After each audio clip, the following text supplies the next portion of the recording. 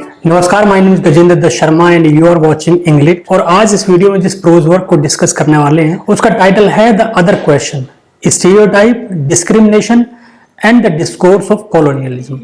भावा से पहले की जितनी भी डिस्कोर्स थी, कॉलोनियल डिस्कोर्स थी, उसमें एक पॉइंट ये था कि कॉलोनियल आइडेंटिटी वो किस पे वर्क करती है, द कॉन्सेप्ट ऑफ फिक्सिटी। तो अब इनका जो टारगेट है वो क्या है, इस कॉन्सेप्ट ऑफ फिक्सिटी और stereotypes, what are the stereotypes and what is the role in colonial discourse. किस तरीके से जो स्टीरियोटाइप्स को वैलिड कर दिया गया और उसको एक मेन फोकल पॉइंट बना दिया गया कि जो कॉलोनियल आइडेंटिटीज हैं उनको फॉर्म करने में इन स्टीरियोटाइप्स का बहुत बड़ा रोल होता है। भावा ने इन स्टीरियोटाइप्स के एग्जिस्टेंस पर ही एक क्वेश्चन मार्क लगा दिया और सबसे बड़ा क्वेश्चन मार्क है fixity, the concept of fixity. मतलब जो कॉलोनियल डिस्कोर्स में जितनी भी कॉलोनियल आइडेंटिटीज हैं, कॉलोनाइज्ड की जो आइडेंटिटी है और कॉलोनाइजर की जो आइडेंटिटी है उसको स्टीरियोटाइप्स के थ्रू फिक्स कर दिया गया है। अब इन्होंने उसी चीज पर एक क्वेश्चन मार्क लगाया है, जिस चीज को फुली एग्जामिन ना किया जाए तो वो फिक्स कैसे हो सकती है।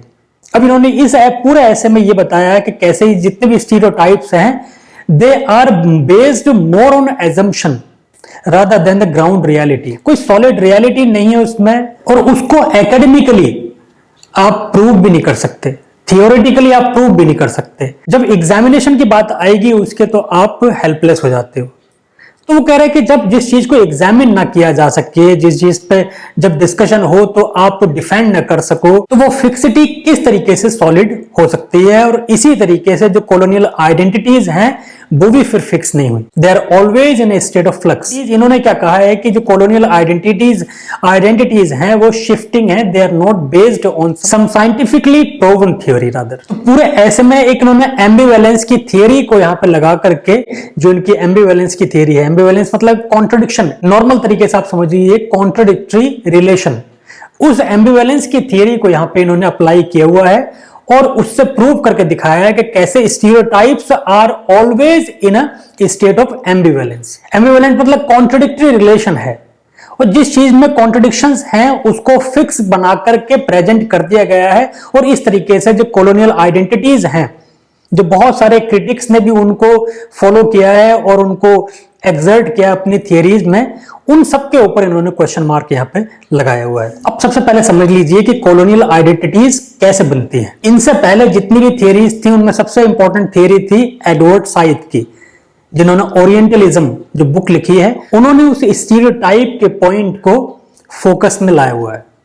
उन्होंने कहा है कि जब जब ये कॉलोनाइजर जहां पे जाता है तो वहां पर एक कॉलोनाइज्ड की, यानी जो सब्जेक्ट्स हैं, जो African people in the case of Edward Said, उनको उन्होंने एक स्टीरियोटाइप्स में फिक्स कर दिया। कैसे स्टीरियोटाइप्स बनाए जाते हैं, तो जब कॉलोनाइज्ड आए तो उन्होंने जो अफ्रीकन लोगों को या फिर हमारे केस में अगर इंडियंस को किस तरीके से प्रेजेंट किया। जब आप नेगेटिव टर्म्स में प्रेजेंट करोगे तभी तो हमारे माइंड में आएगा कि हम वाकई में नेगेटिव हैं, और फिर आप ये प्रिटेक्स्ट दोगे कि अब आपको हमें सुधारने का मौका दो और अब हम तुम्हें क्या बनाएंगे, पॉलिश्ड बनाएंगे, रिफाइंड बनाएंगे, एजुकेटेड बनाएंगे, कल्चर्ड बनाएंगे और उस तरीके से आप हम जैसे हो सकते हो। एक ये इस एजम्पशन के साथ वहां पे रूल शुरू किया जाता है।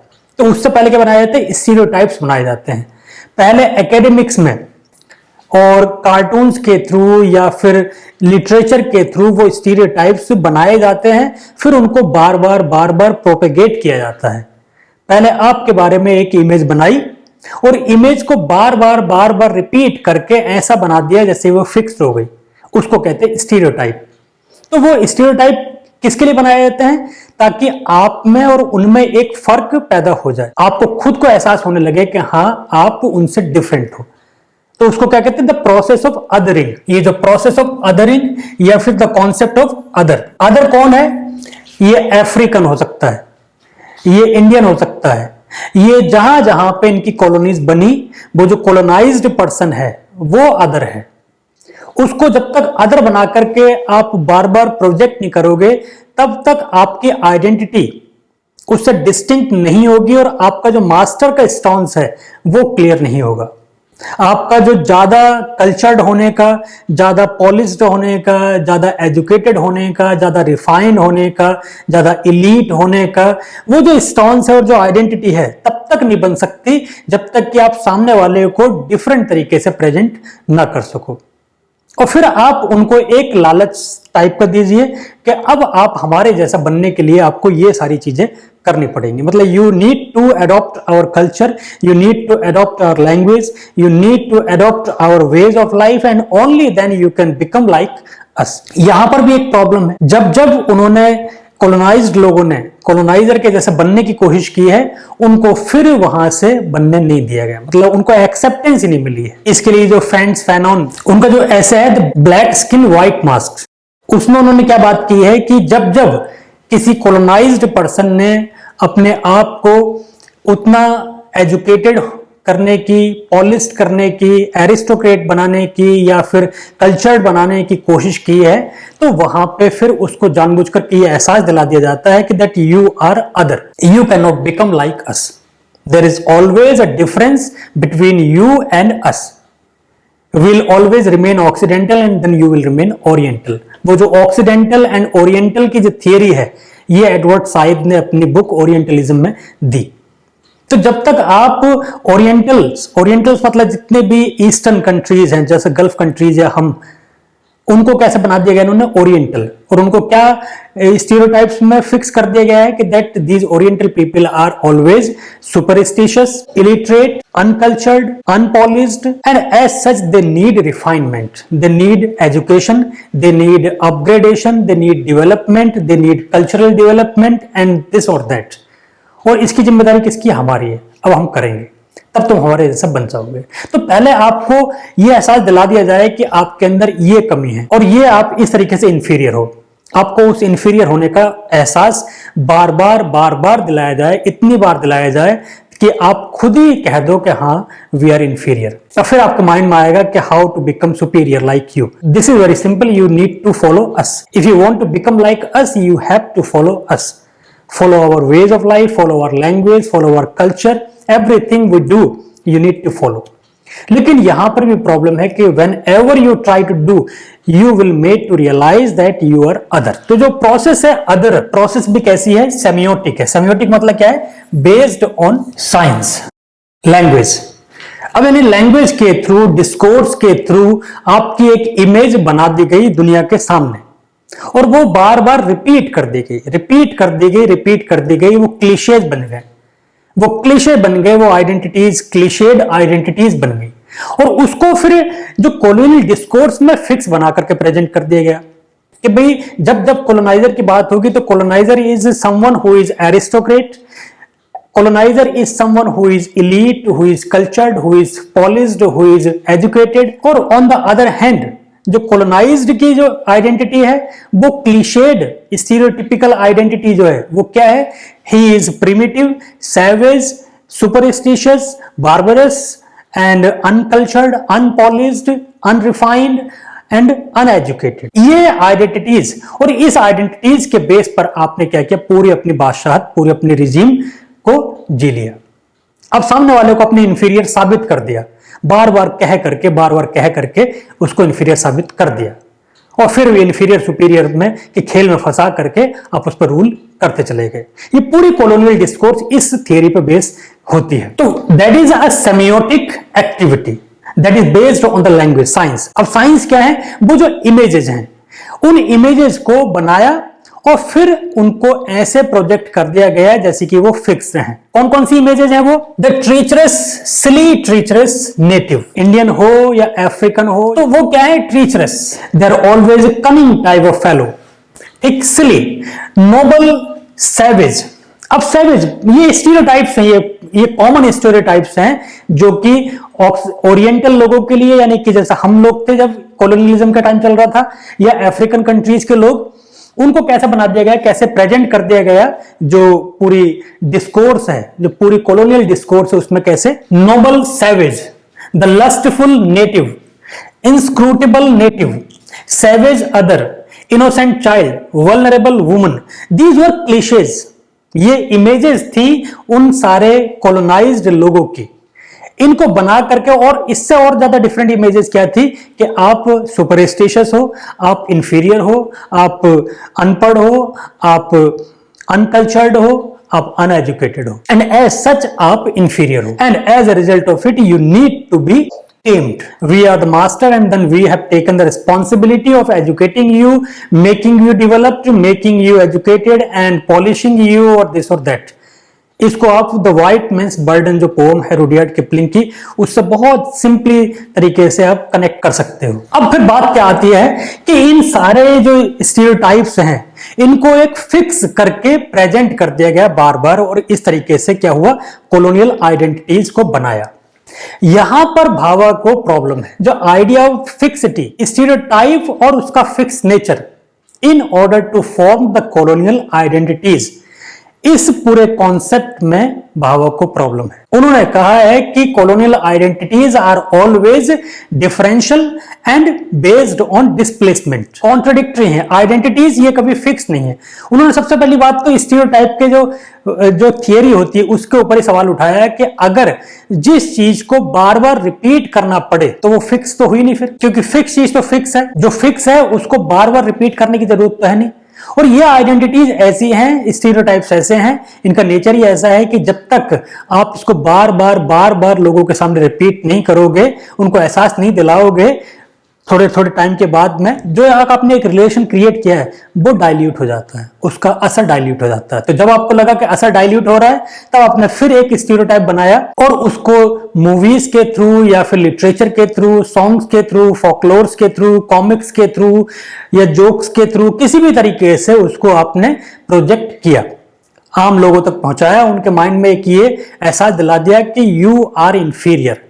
और जब आपको लग जाए कि इंफीरियर हैं तो आप क्या है, एक सर्वेंट की पोजीशन में ही रहते चले जाओगे।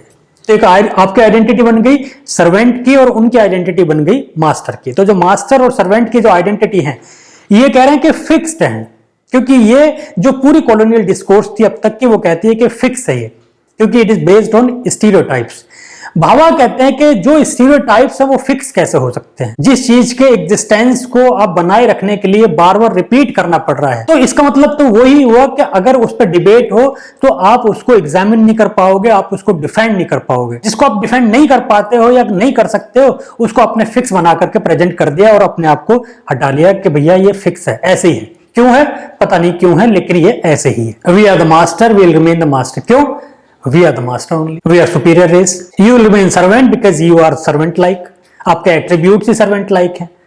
अब क्या होता है कि आप ये भी कैसे बनती है, आप दूसरी जगह जाइए जिसके ऊपर आपको रूल करना है, उसके अंदर ऑब्जर्व करिए, उसकी जो कमियां हैं उन कमियों को ऑब्जर्व करिए और उस पर फिर आप वर्कआउट करिए कि किस तरीके से इन कमियों को सरफेस पर रख करके बार बार इसको एहसास दिलाया जाए। जब एहसास दिला दिया जाएगा बार बार तो उस पर्सन के अंदर अपनी कमियों को लेकर के एक इंफीरियोरिटी कॉम्प्लेक्स डेवलप हो जाएगा। अब उस इंफीरियोरिटी कॉम्प्लेक्स का ही फायदा उठा करके आप उस पर लंबे टाइम तक रूल कर सकते हो। ये एक स्ट्रैटेजी है। पहले अपने सब्जेक्ट को जानो, जहां पे रूल करना है अच्छे से ऑब्जर्व करो और उसकी कमियों को ऑब्जर्व करो और उन कमियों को उसी के अगेंस्ट यूज कर दो, उसी के अगेंस्ट यूज करके और अपने आप रिजीम चलाते रहो। This is how the colonies have been set up and then continued. सिर्फ ये फॉर्मूला लेकर के चलती रही। ऐसा पूरी कॉलोनियल डिस्कोर्स में अब तक कहा गया था, जिसको कि भावा को प्रॉब्लम थी कि नहीं भाई इसको थोड़ा सा रीडिफाइन करने की जरूरत है, री एग्जामिन की जरूरत है।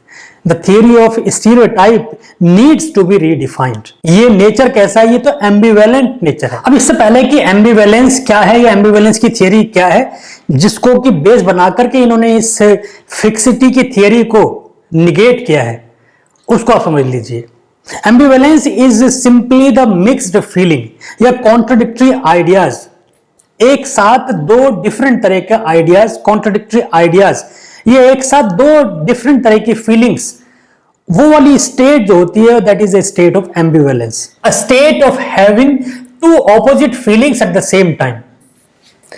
एक ही साथ में दो मिक्स्ड फीलिंग्स हैं किसी भी ऑब्जेक्ट के लिए, किसी पर्सन के लिए। जब आपके एक ही टाइम में दो डिफरेंट तरह की, ऑपोजिट तरह की फीलिंग्स हो तो दैट स्टेट इज कॉल्ड एम्बिवेलेंट। अब यहां पे हालांकि भावा की जो बात है वो डिफरेंट है। इसको पहले समझ लीजिए। दूसरा, अगर दूसरे टर्म्स में समझें इसको तो क्या है, state of having simultaneous conflicting relations, believes और फीलिंग्स टुवर्ड्स सम ऑब्जेक्ट। एक किसी ऑब्जेक्ट के लिए, एक किसी पर्सन के अगेंस्ट या उसके लिए दो डिफरेंट तरह की conflicting believes, conflicting ideas, conflicting feelings किसी भी ऑब्जेक्ट के लिए एक साथ होना, that state is the state of ambivalence. अब इस थियरी ऑफ एम्बिवेलेंस को अगर कॉलोनियल डिस्कोर्स में समझते हैं तो वो इंपॉर्टेंट ये इंपॉर्टेंट है यहां पे एम्बिवेलेंस के लिए, एक ambiguous way in which colonizer and colonized regard each other। Inexplicable तरीका है जिसमें कि कॉलोनाइजर कॉलोनाइज्ड को समझ रहा है और कॉलोनाइज्ड कॉलोनाइजर को समझ रहा है। मास्टर स्लेव को एक तरीके से समझ रहा है मिक्स्ड फीलिंग्स के साथ, और स्लेव मास्टर को समझ रहा है मिक्स्ड फीलिंग के साथ। This state is always the state of ambivalence. अब कोई भी आइडेंटिटी जो होगी वो इस स्टेट के ऊपर डिपेंड करेगी, और ये स्टेट भी कैसी है, शिफ्टिंग है। आज आपको जो लग रहा है कल हो सकता है वो फीलिंग्स चेंज हो जाए। तो वो जो स्टीरियोटाइप्स जो आपने आज बनाए थे उनकी तो वैलिडिटी खत्म हो गई। आज एक कॉलोनाइजर का कॉलोनाइज्ड के लिए, एक मास्टर का स्लेव के लिए ये ओपिनियन है, ओपिनियन एक्स। 10 साल बाद में ओपिनियन वो बदल जा रहा है, लेकिन स्टीरियोटाइप मैंने स्टार्टिंग बना दिया और उसी के बेस पर पूरी आइडेंटिटी बना दी। तो वो जो आइडेंटिटी या ओपिनियन चेंज हो जा रहा है तो वो आइडेंटिटी चेंज कैसे नहीं होगी। यही बात है पूरे एसे में, इसके ऊपर ही फोकस उन्होंने किया है। तो जो थियरी ऑफ एम्बिवेलेंस क्या कहती है, वो एक there is an ambiguous way where colonizer regards the colonized and colonized regards the colonizer. Colonizer किस तरीके से समझता है कॉलोनाइजर को, इंफीरियर एंड एक्सोटिकली अदर। अब कॉलोनाइजर को तो ये, क्योंकि इसके ऊपर ही उसकी पूरी पावर पॉलिटिक्स की हुई है। जब तक कि वो कॉलोनाइज्ड को अदर मानता रहेगा, उसको एहसास दिलवाता रहेगा कि वो अदर है, डिफरेंट है, इंफीरियर है, तब तक उसकी जो बादशाहत है वो चलती रहेगी। जहां पे उसने समझ लिया कि भाई आप भी पावरफुल हो, तो जब मुझे एहसास होगा कि मैं पावरफुल हूं तो मैं ये चाहूंगा कि भैया अब मैं पावरफुल हूं तो तुम हटो मेरी जगह से। अगर मैं रूल करने लायक हूं, पावरफुल हूं, तो तुम क्या कर रहे हो यहां पे, you need to go away. तो लेकिन नहीं, मुझे ये एहसास दिलाया जाएगा कि भाई अभी बड़े नहीं हुए हो, इतने पावरफुल नहीं हुए हो, अभी तुम स्लेव बनने लायक ही हो, मास्टर बनने लायक नहीं हो, क्योंकि आपके अंदर ये कमी है, वो कमी है, ऐसा है, वैसा है, वैसा है, ऐसा है। अब आप मुझे खुद ही लगने लग गया। एक ह्यूमन नेचर होता है, एक बात को आप बार बार किसी सामने बंदे को रिपीट करते रहोगे तो थोड़े टाइम के बाद में उसे खुद ही एहसास हो जाता है कि हाँ शायद ऐसे ही है। एक बार ऑफिस में एक बंदा बड़ा खुश रहता था, साथियों को लगा कि यार ये बड़ा खुश रहता है, इसको डिप्रेस करना है, कैसे किया जाए। सबने प्लान बनाया कि जब नेक्स्ट टाइम आएगा तो उसको अलग अलग टाइम पे सारे ये कहेंगे कि आज बड़ी परेशान दिख रहे हो, भी कुछ दिक्कत है। जब वो नेक्स्ट डे आया तो वो चीयरफुल मूड में आया अपने। पहला बंदा दिखा कि और भाई आज थोड़ा से कुछ परेशानी है, वो बात नजर नहीं आ रही जो रोज आती है। तो कह रहा नहीं, तो ऐसी तो कोई बात नहीं है कि नहीं होगी, मुझे लगा ऐसा, चलो बात खत्म हुई। अगला थोड़ी देर में 1 घंटे बाद दूसरा बंदा मिला, आज कुछ थोड़ा सा कुछ परेशानी है क्या आपको, कुछ आज वो चेहरे पर वो बात नहीं नजर आ रही जो रोज आती है। कि नहीं, मुझमें क्या दिक्कत है, मैं तो रोज की तरह आज भी ठीक हूं। कि नहीं, अच्छा मुझे गलत लगा हो, कोई बात नहीं, ठीक है। अब वो ऐसे तीसरा चौथा पांचवा बंदा, अब उसको डाउट होने लग गया। जब तीसरा चौथा पांचवा बंदे तक बात आई तो उसको खुद को डाउट होने लग गया कि why these people are asking the same question again again again. कहीं ऐसा तो नहीं मेरा आज वाकई मेरे चेहरे से कुछ अजीब सा लग रहा हो। तो 7वें 8वें बंदे तक आते आते वो लास्ट में जब पूछा उसने कि भाई आज, अरे क्या आज तबीयत खराब है मेरी, आज खुद ही उसने कह दिया 8वें बंदे से, कह रहा आज मुझे कुछ मजा सा नहीं आ रहा, आज मेरी तबीयत खराब है, आज जो रोज की बात रहती है वो मेरे अंदर है नहीं, आज थोड़ा सा अजीब सा लग रहा है। तो इसका मतलब क्या हुआ कि वो उस इंसानी फितरत का फायदा उठाया। अब ऐसे ही इसी पूरी थियरी पे कॉलोनाइजर की पूरी जो पावर पॉलिटिक्स है वो टिकी हुई है कि जब तक इन कॉलोनाइज्ड को इंफीरियर एहसास दिलाते रहोगे, इंफीरियर होने का इनको एहसास दिलाते रहोगे, तब तक आप रूल करते रहोगे। वो क्या है, फिर स्टीरियोटाइप्स बनाने हैं उनके लिए। स्टीरियोटाइप्स बना करके फिर वो किसी भी तरह की form of entertainment, literature, movies, cinema, ये किसी भी तरीके से वो प्रोजेक्ट करना है, इनके पास तक पहुंचाना है, इनको एहसास कराना है कि ये ऐसे है। और उसी में हमारी फिर जीत है। कॉलोनाइजर किसकी तरह देख रहा है? इंफीरियर समझ रहा है उसको। हमेशा उसके माइंड में ये है कि भाई these people are slave, these are inferior, they हमारे लायक तो ही नहीं है, हमारे साथ में बैठने लायक नहीं है।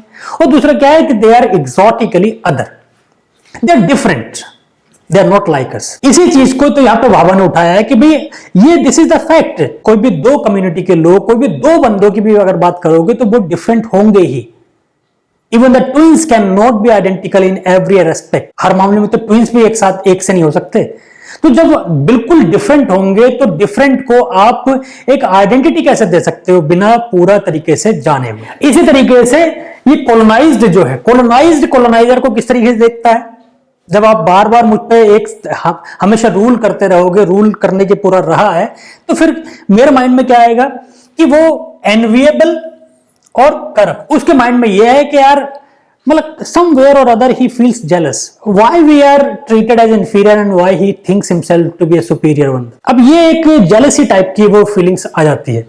जेलेसी और फिर सोचता है कि ये हमारे ऊपर राज करके और हमारी जमीनें हड़प करके हमारी पूरी प्लेस पर आ करके इसने एक करप्टिबल तरीके से ये सारी बादशाहत बनाई है, तो उसको करप्ट मानता है, उसको एनविएबल मानता है।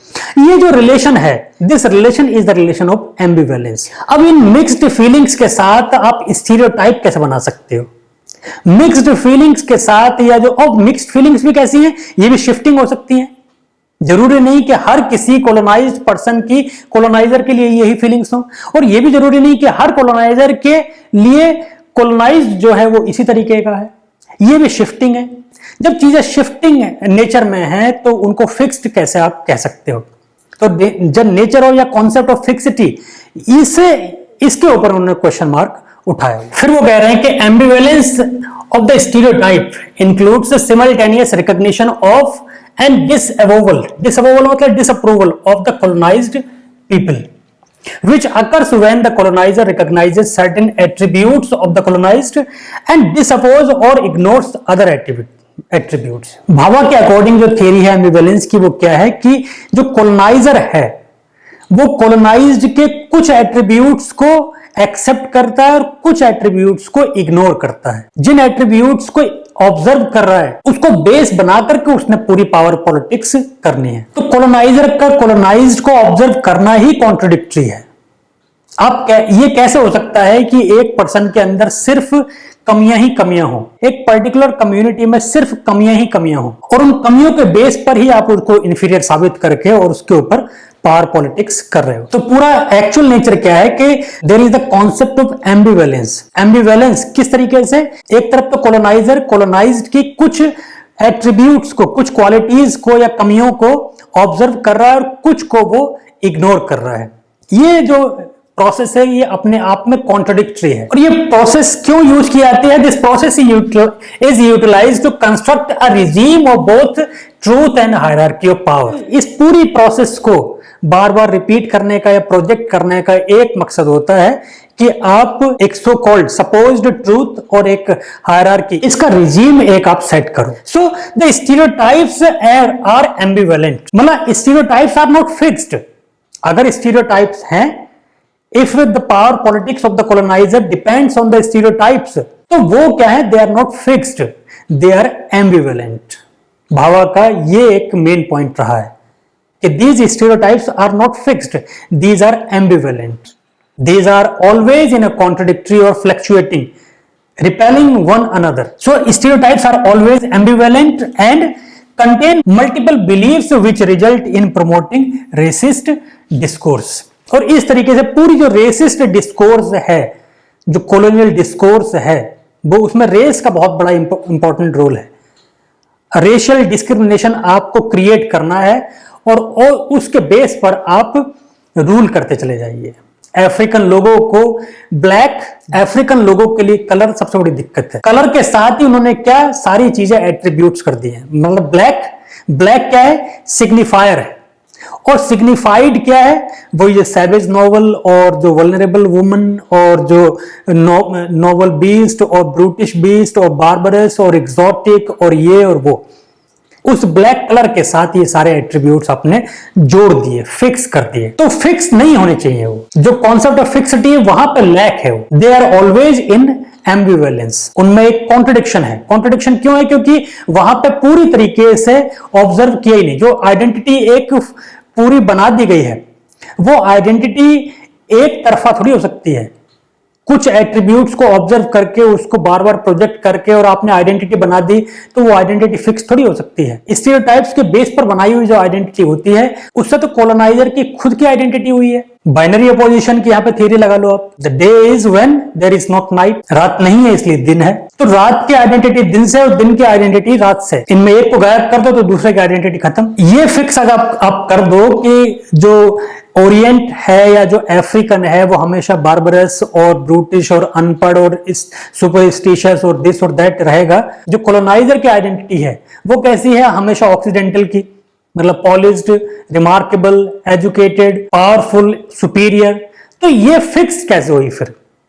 क्योंकि ये जो कॉलोनाइज्ड की आइडेंटिटी थी ये सिर्फ एक तरफा एट्रीब्यूट्स को ऑब्जर्व करके थी, दूसरे तरह के एट्रीब्यूट्स को इग्नोर कर दिया, एक तरह के एट्रीब्यूट्स को ऑब्जर्व किया, फोकस में ला करके बना दिया। तो ये शिफ्टिंग है, ये कॉन्ट्रडिक्टरी है, इट इज नॉट फिक्स्ड। ये इनका एक मेन पॉइंट था।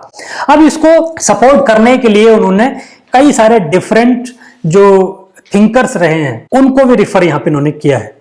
जैसे मिशेल फूको को इन्होंने रिफर किया है। अब इस थियरी को एक्सप्लेन करने के लिए इन्होंने क्या है, द थियरी ऑफ फेटिश और theory of phobia, Sigmund Freud की जो थियरी थी फेटिश, उसको यहां पे इन्होंने लिंक कर दिया है। इसके बाद में उन्होंने एडवर्ड साइड की जो थियरी थी ओरिएंटलिज्म की, उसको टू सर्टेन एक्सटेंट उन्होंने सेकंड किया है, अप्रूव किया है, और टू अदर एक्सटेंट उन्होंने उसको अगेंस्ट भी बात की है। सबसे पहले भावा ने मिशेल फूको का जो टर्म है द रिजीम ऑफ पावर, और इसी तरह की थियरी जो एडवर्ड साइड की है उसको उन्होंने अप्रूव भी किया है और बाद में उसको एक एक करके डिसअप्रूव किया है। रिजीम ऑफ ट्रूथ की जो थियरी है पावर पॉलिटिक्स या फिर जो पूरी कॉलोनियल डिस्कोर्स को कंसोलिडेट करने के लिए, सॉलिडेरिटी देने के लिए, power is exerted through the process in which things are defined to be true. Regime of truth है इसकी थियरी के अकॉर्डिंग पावर कैसे वर्क करती है, कुछ चीजों को इस तरीके से प्रेजेंट करो कि वो सच साबित होने लग जाए। सच साबित होने लग जाए का मतलब ये है कि ऐसे प्रेजेंट करो कि लोग सच माने। सच हो या ना हो, कहां पे सोर्स है उस सच का, उससे कोई मतलब नहीं, उसको प्रेजेंट ऐसे करना है कि वो सच है। वहां से पावर फिर एक्सर्ट होती है। पॉलिटिशियंस यही करते हैं। There are always varied manifestations of truth. Truth आपका अपना अलग है, मेरा अपना अलग है, तीसरे का अलग है।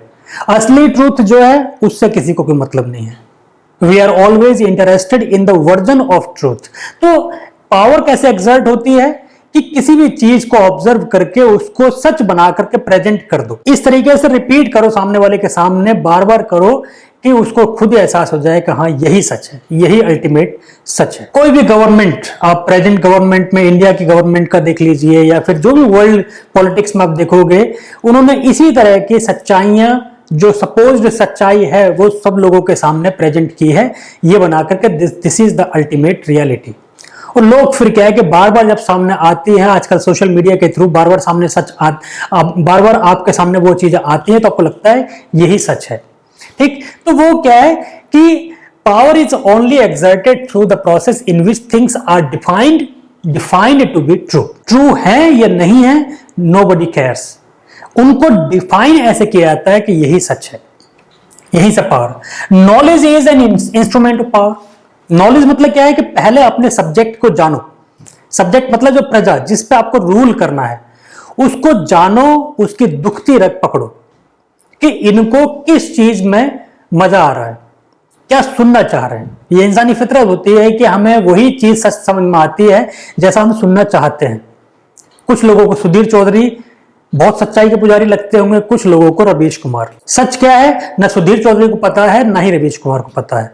पता भी हो तो उनको बताना नहीं है, क्योंकि उसी से उनकी दुकान चल रही है। जैसा लोग सुनना चाह रहे हैं अपने अपनी फॉलोअरशिप के हिसाब से, वैसा उनके सामने प्रेजेंट करते रहो और बस चलता रहेगा। असली सच क्या है, किसी को पड़ी नहीं है। जो हमें सुनने में अच्छा लगे, जो हम सुनना चाह रहे हैं, सामने वाले ने कह दिया, हमने सच मान लिया।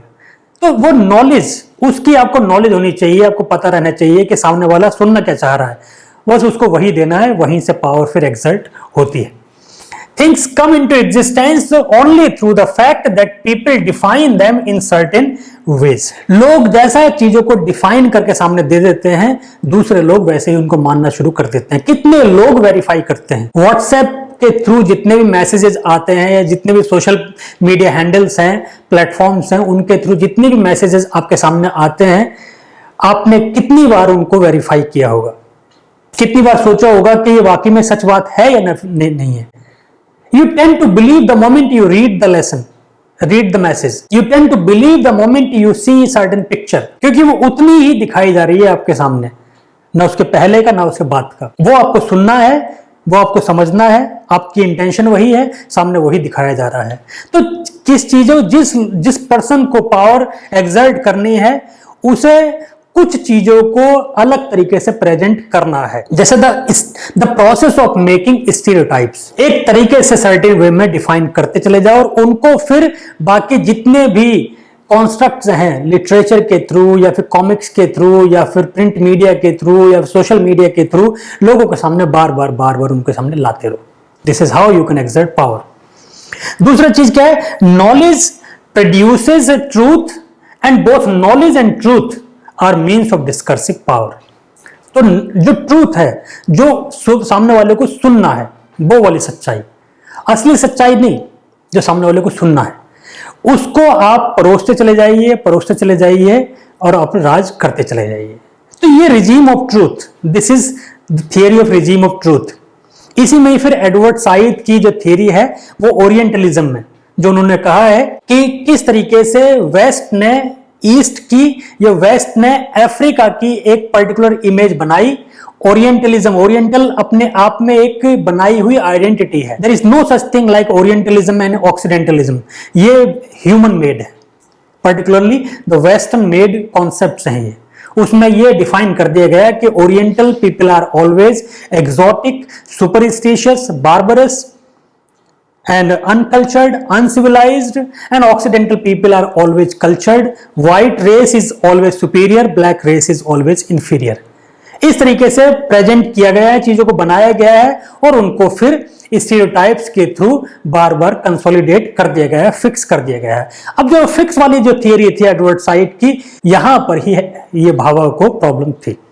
उन्होंने उसका उसी तरीके से आंसर दिया है। पहली बात तो उन्होंने ये कही है कि भाई जब आप किसी पर्सन के अंदर कुछ सर्टेन क्वालिटीज को लेकर के एक सपोज ट्रूथ सामने प्रेजेंट करते हो, तो वो पूरा सच कैसे हो सकता है जब आपने मुझे सच सही से जाना ही नहीं। एक तरफ इनकी भी थियरी, जो मिशेल फूको की भी बात ये है कि भाई नॉलेज, अब नॉलेज आप एक बंदे को ढंग से नहीं जान सकते, पूरी रेस, पूरी कम्युनिटी को जानने का क्लेम कैसे करते हो और एक यूनिडायरेक्शनल इमेज बना के दे दी आपने, एक ही तरह की डायरेक्शन में समझ करके उसकी इमेज बनाकर दे दी। तो दूसरी तरह की जो इमेज है, दूसरे तरह के जो एस्पेक्ट्स हैं, उनको ऑब्जर्व ही नहीं किया, उनके बारे में कोई बात ही नहीं किया आपने। तो जब वो दोनों तरह के चीजों को आपने नहीं जाना, एक पर्सन को पूरी तरीके से नहीं जान सकते, तो how come can you claim to know the person entirely.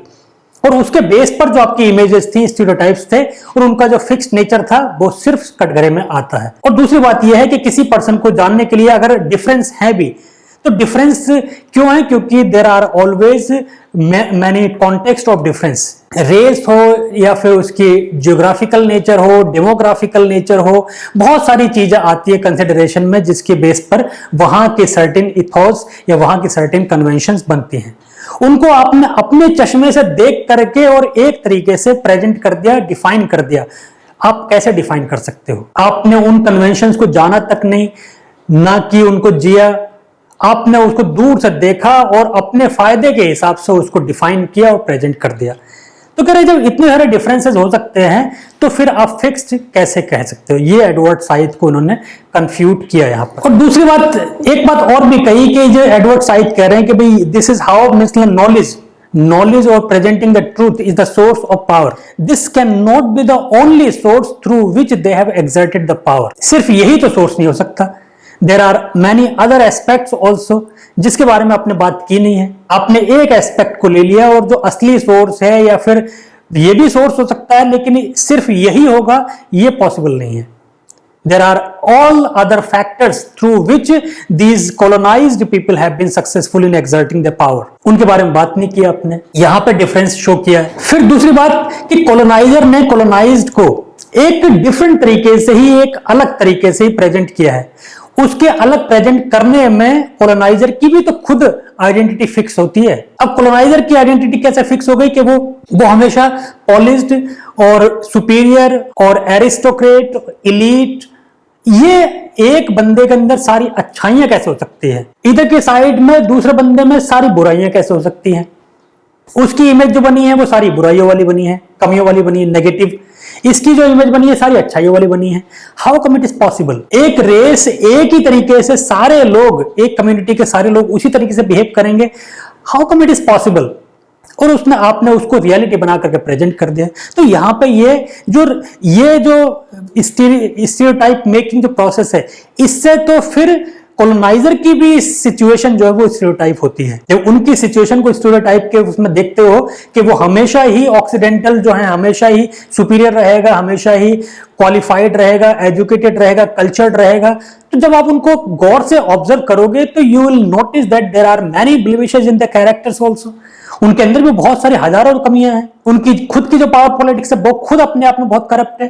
तो फिर जब दोनों ही करप्ट हैं तो फिर एक बिल्कुल करप्ट और एक बिल्कुल साफ, ये कैसे हो सकता है?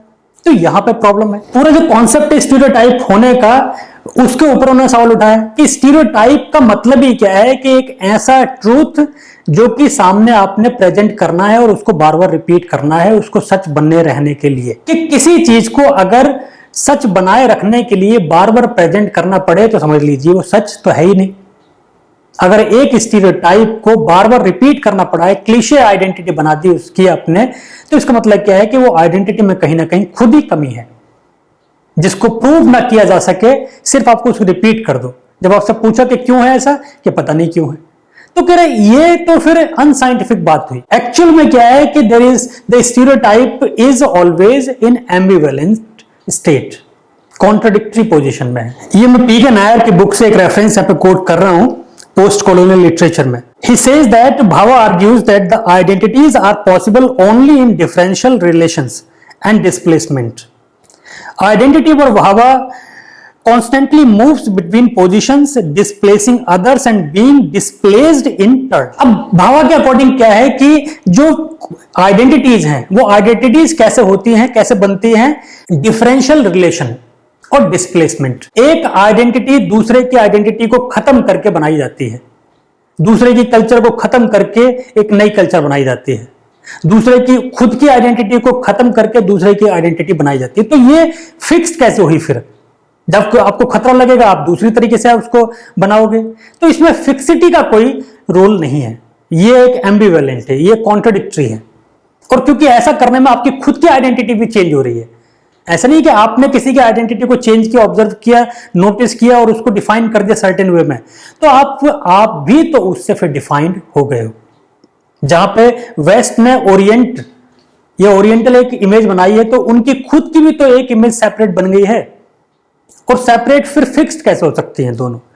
जब इंसानों की बात कर रहे हो आप, इंसानों में दोनों में कमियां हो सकती हैं, तो एक बिल्कुल पूरी तरीके से फुल ऑफ ब्लेमिशेस, एक फुल ऑफ वाइसेस और एक फुल ऑफ वर्च्यूज, ऐसा कैसे हो सकता है? नेक्स्ट जो बात भावा ने की है वो इस पूरी थियरी को, पूरी कॉन्सेप्ट को साइको एनालिटिकल टर्न देकर के की है। सिगमंड फ्रायड की जो थियरी है फेटिश एंड फोबिया, इसको इन्होंने यहां पर लिंक किया है। पहले फेटिश क्या होती है उसको समझ लीजिए आप। फेटिश क्या है? It is a sexual deviation where individuals desire sexual gratification from non genital objects और बॉडी पार्ट। एक कॉमन अगर टर्म में देखते हैं तो कोई भी सेक्स ऑब्जेक्ट, सेक्स टॉय जो आते हैं, आप उसको जो मेन सेक्सुअल ऑर्गन्स हैं उसका रिप्लेसमेंट बना करके एक फिजिकल ग्रेटिफिकेशन को आप फील करते हो, तो that object is called fetish, यानी desire, the object of desire. और इस फेटिश की थियरी जो है वो डायरेक्टली लिंक करती है कैस्ट्रेशन कॉम्प्लेक्स। इसको फिर उन्होंने यहां पर castration complex particularly bye children, जब वो एक इडिपल जो फेज होता है उनका डेवलपमेंट, वो इडिपल फेज कौन सा होता है? जब बच्चा व्हेन ही हिट्स प्यूबर्टी, तो वो जो एडोलेसेंट चेंजेस जो आते हैं उसके अंदर एकदम से उसको अपनी इंडिविजुअलिटी का एहसास होता है उस बच्चे को, पर्टिकुलरली बॉय को। तो उसको वहां पे उन्होंने एक थियरी, फेटिश की थियरी दी है कि the child always feels that mother has the penis, as he has the penis, his mother also has the penis. Later on he realizes that his mother does not have a penis. अब इस बात को, यानी कि his mother does not have the penis, the sexual organ which he himself has, यानी जो body part उसके अंदर है उसकी माँ के अंदर नहीं है, वो जो नहीं है तो इसका मतलब क्या है कि माँ डिफरेंट हो गई। अब वो उस डिफरेंस को वो नहीं चाहता, वो बच्चा जो है ये नहीं चाहता कि उसको अपनी माँ से डिफरेंस, वो उसको तो यही एहसास है कि he is like his mother, the most important person in his life is his mother, the mother is like him, he is like his mother. When he realizes that his mother is slightly different in the anatomy, जो body anatomy है उसमें difference है, तो उसको फिर ये लगता है कि शायद in the early phase mother had a penis and then she was deprived of that organ later on। और इसका मतलब क्या है कि जो कैस्ट्रेशन की थियरी होती है, कैस्ट्रेशन का मतलब यही होता है किसी पर्सन के जेनाइटल्स को रिमूव कर देना या फिर उसको कुचल देना, तो वो कैस्ट्रेशन, अब वो फियर ऑफ कैस्ट्रेशन या कैस्ट्रेशन कॉम्प्लेक्स उस बच्चे के अंदर आ जाता है कि इफ द मदर, जो पहले उसको बिलीव था कि his mother had a penis and then later on he realized that she does not have. अब उसको ये डर लगने लगा है कि शायद ये his mother has undergone the process through which her penis has been removed, and similar will be case with him since he has the penis, so his penis will be removed also। अब ये जो fear है, ये fear ही, इसी fear को क्या कहते हैं, कैस्ट्रेशन कॉम्प्लेक्स। अब इस फियर से उन्होंने पूरी इस कॉलोनाइज्ड और कॉलोनाइजर के रिलेशन को उन्होंने लिंक किया हुआ है। यानी बच्चा एक तरफ तो ये चाह रहा है कि उसकी मां के अंदर वो फिजिकल चेंजेस ना हो, और ये बिलीव कर रहा है, उसे पता भी, अंदर से पता है, लेकिन उसमें उस बिलिंग सस्पेंशन ऑफ डिसबिलीफ जैसा होता है ना, अपने ही उस डिसबिलीफ को हटा दिया। उसे पता है कि वो ऐसा नहीं है, लेकिन फिर भी मान रहा है कि ना ऐसा है। क्यों? क्योंकि उसे ऐसा ना मानने के पीछे खतरा है कि अगर वो नहीं मानेगा तो उसकी जो फिजिकल एनाटॉमी है वो भी चेंज हो जाएगी। If his mother has undergone the physical changes तो he will also undergo the physical changes, और उससे जिससे कि वो he liked, he desired that object, he desired that organ, और जब उसको ये फील होगा कि यार this organ will be removed from me, I will be deprived of this organ, तो वो जो डिजायर और फियर है उसकी थियरी को इन्होंने फिर यहां पर कॉलोनाइजर और कॉलोनाइज्ड के रिलेशन से लिंक कर दिया। कैसे? भावा के लिए फेटिश क्या है? Affirmation and desire of the coloniser for the wholeness and similarity with the native. अब एक तरफ तो कॉलोनाइजर के माइंड में कॉलोनाइज्ड को लेकर के क्या है, we are the master and they are the slave, ये जब तक स्लेव बने रहेंगे तब तक हम मास्टर बने रहेंगे। तो वो रिलेशनशिप अब स्ट्रॉन्ग कैसे रहे? जब तक कि एक कोर्डियल रिलेशनशिप बनी रहेगी, स्लेव और मास्टर की रिलेशनशिप बनी रहे, लेकिन वो रिलेशन कैसी हो? कोर्डियल हो, एनिमिटी ना हो उसमें, क्योंकि एनिमिटी हुई तो स्लेव रिवोल्ट पे आ जाएंगे, और रिवोल्ट पे आ गए तो उनकी जो मास्टर की स्टेट है, मास्टर की पोजीशन जो है वो खतरे में पड़ जाएगी। तो एक तरफ तो डिजायर, मतलब they want the native to remain as such, they want native यानी जो अफ्रीकन है या इंडियन है उसको गुलाम बने रहना देखना चाहते हैं, दे डिजायर दिस।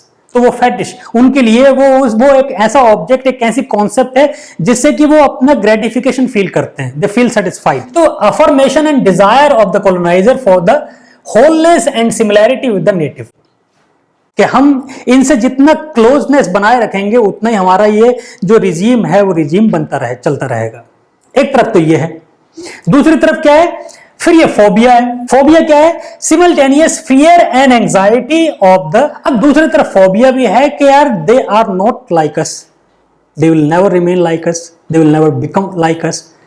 और जब ये नहीं रहेंगे, हम दोनों में डिफरेंस रहेगा, तो ये पावर भी क्या है? फ्लक्चुएटिंग रहेगी। ये पावर कब चेंज हो जाए, कब तख्ता पलट हो जाए, ये भी कोई नहीं जानता। तो वो एक फियर भी है। एक तरफ तो लाइकिंग है, दूसरी तरफ फियर भी है। एक तरफ तो ये है कि यार we have the responsibility of educating them और पॉलिशिंग देम और मेकिंग देम एजुकेटेड और दिस और दैट, और दूसरी तरफ ये है कि they are barbarous, they can attack also. यहाँ पे प्रॉस्पेरो कॉम्प्लेक्स जो आ जाता है। एक तरफ तो लग रहा है कि ये हमारा गुलाम है, गुलाम हमारा काम करे, अच्छे से काम करे, रिलेशनशिप बढ़िया हो। दूसरी तरफ ये है कि ये ब्रूटिश है, ये एक बार्बरस है, ही कैन अटैक अस। तो प्रॉस्पेरो को ये खतरा था कि उसकी बेटी के ऊपर वो अटैक न कर दे, उसका रेप न कर दे। तो वो जो प्रॉस्पेरो कॉम्प्लेक्स भी यहां पे आ जाता है। तो एक तरफ तो डिजायर और दूसरी तरफ फोबिया। तो डिजायर और फोबिया की थियरी को उन्होंने यहाँ पे कॉलोनाइजर के और कॉलोनाइजर और कॉलोनाइज्ड के रिलेशनशिप को डिस्क्राइब करने के लिए यहाँ पे बताई है। क्योंकि कॉलोनाइजर एक तरफ तो चाहता है कि जो ये इनके अंदर बारबैरिटी है, ये बारबैरिटी बनी रहे, जब तक ये स्लेव लाइक, जब तक ये अनपढ़, जब तक ये सुपरस्टिशियस बने रहेंगे, तब तक हमें हमारी पावर को मेंटेन रखने का मौका मिलता रहेगा। एक डर भी है, एक हेट भी है कि यार why this people are like this, why they can not become educated and polished और दिस और दैट। तो वो डिजायर और डिरीजन, ये जो दोनों की एक मिक्स्ड फीलिंग है, उसी उधर तरफ से भी और इधर की तरफ से भी, कह रहे यही थियरी जो है यही है ambivalent relationship. There is nothing like fixity. Fixity जैसा इसमें तो कुछ है भी नहीं। इसी कॉन्सेप्ट को आगे इन्होंने फर्दर असिस्ट किया है mirror state, the theory of mirror state by Jacques Lacan. He is also psychoanalyst. तो उनकी थियरी, अब मिरर स्टेट क्या है? A model for the colonial state, apparent visual identification is full of fantasy, however it is always threatened by the loss as they are the part of circulation of relationship rather than one way fixed relation। पहले mirror stage को समझ लीजिए। वो क्या है कि जैसे दो तरह की इन्होंने स्टेट बताई है चाइल्ड के डेवलपमेंट में, जो इडिपल डेवलपमेंट ऑफ चाइल्ड, उसमें क्या है, एक तो मिरर स्टेज, एक सिंबॉलिक स्टेट। सिंबॉलिक स्टेट कैसी है? जब वो सोसाइटी के कांटेक्ट में आता है और उस पर बहुत सारे कन्वेंशंस, रूल्स और रेगुलेशंस, जो सोशल कन्वेंशंस हैं, एक पूरी तरीके से एक पूरा रूल्स का एक ताना बाना है, वेब है, जिसमें कि उसको फंस करके चलना है। He has to abide by all the rules laid down for him in order to remain just like a civilized person, so called civilized person। ठीक। दूसरी तरफ क्या है? Mirror stage. मिरर स्टेज का मतलब ऐसे समझ लीजिए, जब पहली बार बच्चा अपने आप को उस मिरर में देखता है तो he feels the sense of individuality. उसको लगता है कि he is so full of vigour, so full of newness, novelty, उसकी अपनी एक खास पहचान है, अपनी एक individuality, and then he is free, he is in his control, अपने आप में कंट्रोल्ड है, अपने ऊपर उसका कंट्रोल है, अपनी उसकी एक सोच है, अपना उसको वजूद है। लेकिन धीरे धीरे जब उसको एहसास होता है कि there is always the fear of dependence. अब डिपेंडेंस है क्योंकि जो एल्डर्स हैं, एल्डर्स के ऊपर वो डिपेंडेंट भी है। अब डिपेंडेंट है तो सारा जो उसका कंट्रोल की फीलिंग, इंडिविजुअलिटी की जो फीलिंग थी, वो सब डिप्रेशन में चली गई, वो सब खत्म हो गई। तो वो फ्रस्ट्रेशन भी है। तो वो चाइल्ड क्या है? Child is dawned with the feeling of individuality और कंट्रोल।